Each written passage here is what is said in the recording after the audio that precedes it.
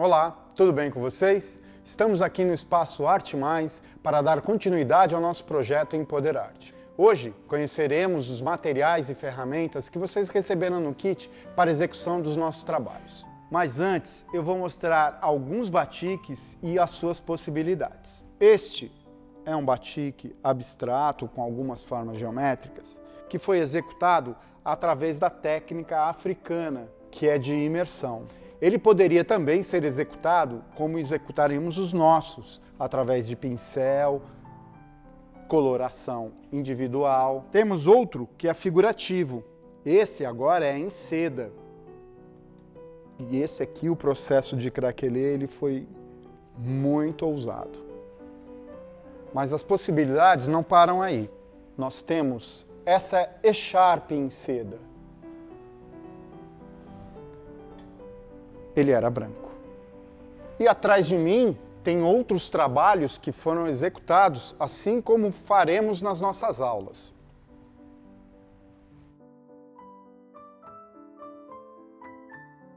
Esse aqui pode ser utilizado como panô, como algum objeto decorativo. Este cavalo pode ser usado como um quadro.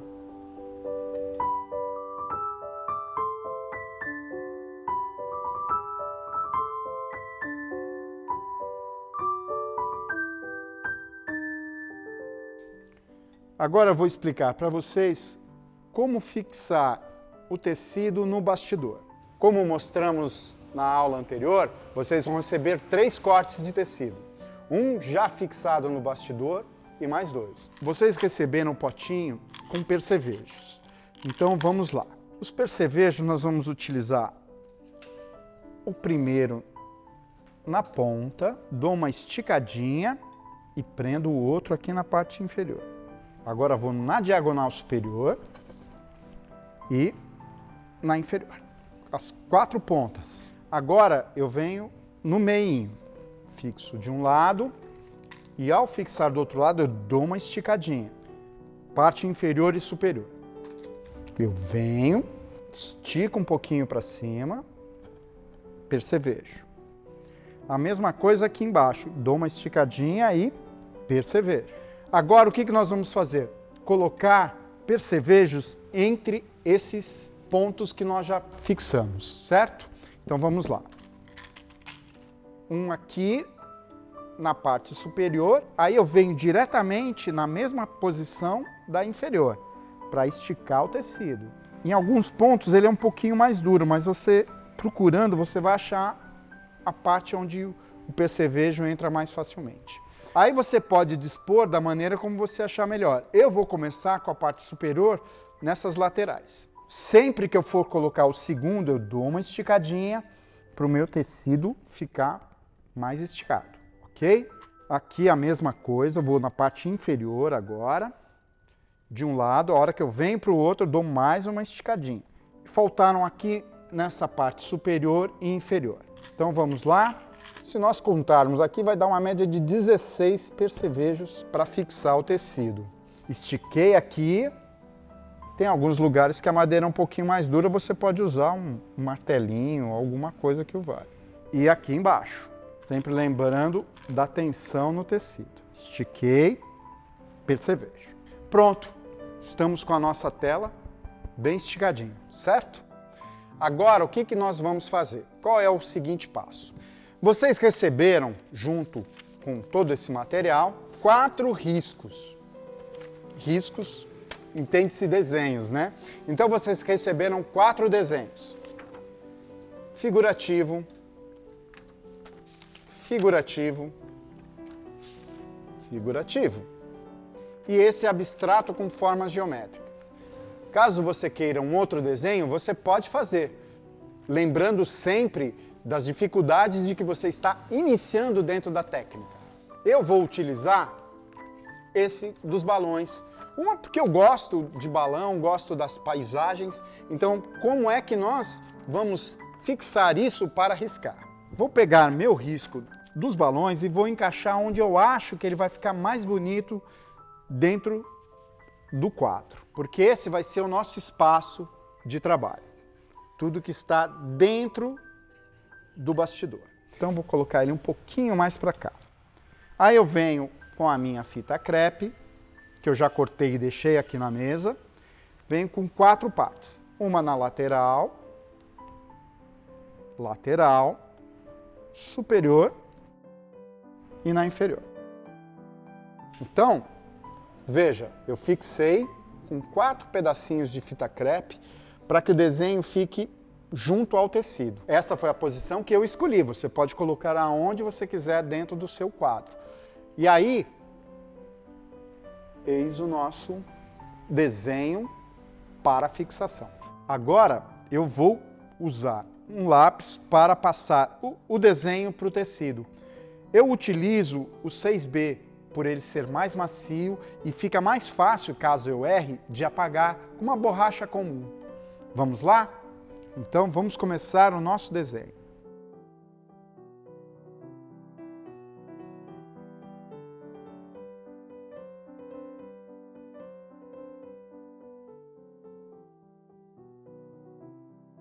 Eu errei aqui, então eu vou vir com uma borracha e vou apagar esse pequeno erro aqui. Como eu disse a vocês, ele some. Agora, o segundo balão. Pronto, aqui estão os meus 2 balões. Ah, mas eu quero mais paisagem. Eu posso vir e colocar uma montanha aqui, que segue para lá, como se fosse a Serra da Mantiqueira. Aí eu posso colocar uma nuvem aqui, outra aqui e uma até aqui no meio. Pronto, aqui está o nosso desenho. Agora o que nós vamos fazer? Retirar o nosso desenho.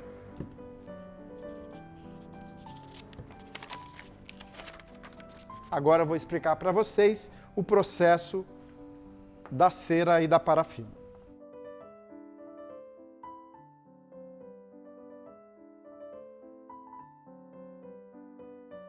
Vocês vão receber um pacotinho com a cera de abelha e a parafina. Como é que nós vamos executar esse processo? Vamos colocar a cera de abelha no fundo da nossa leiteirinha e esvaziar o conteúdo da parafina por cima. Eu utilizo um fogareiro elétrico, porque com ele eu tenho um termostato onde eu posso controlar a temperatura que eu desejo manter a minha cera e a parafina em estado líquido. Você pode usar um fogão convencional? Pode, mas para isso você precisa fazer um banho-maria. Eu tenho aqui uma forma. Eu vou colocar água nessa forma, colocar a forma com água no fogão, sobre a boca do fogo, e a minha leiteirinha em cima. E deixar até que a cera esteja em estado líquido para iniciar o trabalho de cobertura. Lembrando sempre, a cera e a parafina não podem chegar a uma temperatura muito alta em que comece a sair muita fumaça, porque ela pode entrar em combustão. Ela entrando em combustão, em hipótese nenhuma. Imagine que isso aqui é uma lata de óleo. Você nunca vai jogar água numa panela com óleo quente, porque senão ela explode. A mesma coisa acontece com a cera de abelha e a parafina. Então, viu que esquentou, tampa e desliga. Então, se você não tem um fogareiro elétrico, banho-maria, porque ali a gente tem como controlar essa temperatura, tá bom?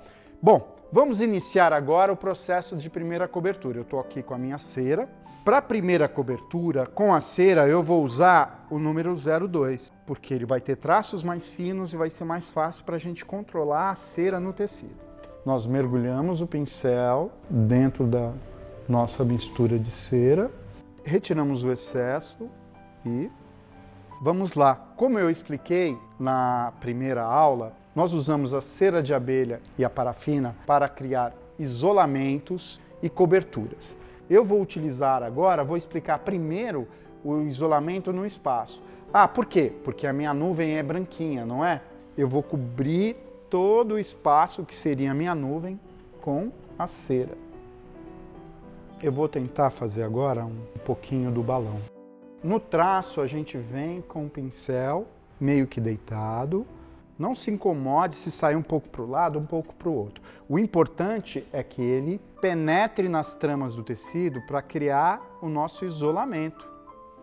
Bom, esse é o processo.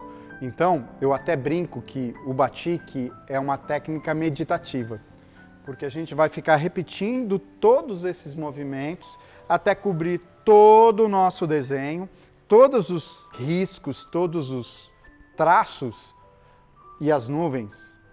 Vocês estão vendo que eu estou na primeira cobertura. Por que a primeira cobertura? Porque eu estou fazendo o primeiro isolamento das áreas que eu vou colorir. O que eu quero branco, eu já cobri como um todo. E o que eu quero isolar para colorir, eu vou riscando. Como se fosse um bico de pena dos tempos antigos. Não é uma pena, mas eu utilizo o mesmo processo. Então, quando nós vamos fazer um traço, vem com um pincel meio que deitado e só a ponta dele, só as cerdas na ponta é que vão estar encostando no tecido. Se a nossa cera estiver muito quente, o que eu faço? Eu venho devagarzinho, sem encostar muito o pincel, como se fosse uma tinta mesmo, né? Ah, mas como é que eu sei que está coberto? Quando ele fica assim, quase que transparente. Aqui, por exemplo, esse pedaço não cobriu corretamente. Mas depois que nós passarmos aqui, eu vou ensinar o pulo do gato do batik. E lembrando sempre, pequenos espaços, porque senão a cera vai esfriar e ela não vai cobrir. Se você já tem familiaridade com algum outro pincel e queira usar, não tem problema. Só que o que você usar para cera não vai poder usar para tinta e vice-versa. Pois é, o batik não precisa ser nenhum Rembrandt, nenhum grande artista para fazer. Você não precisa saber nem desenhar. Basta ter boa vontade e muita paciência. Muita paciência.